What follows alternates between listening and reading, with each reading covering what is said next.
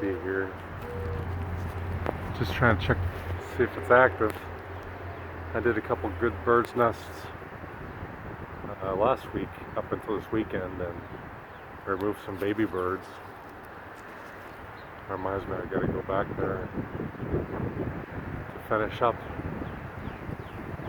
I think it just needs it removed and then put wiring over it so it doesn't happen again. It's probably abandoned. It looks like it's abandoned. I could just clear it out.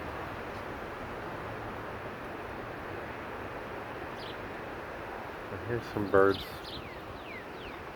We don't know if they're using it.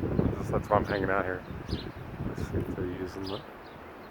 I think I could just remove it, brush it out, and just put wire on top. I think that would be fine. Because these louvers don't have to open up all the way. I could just wire it off.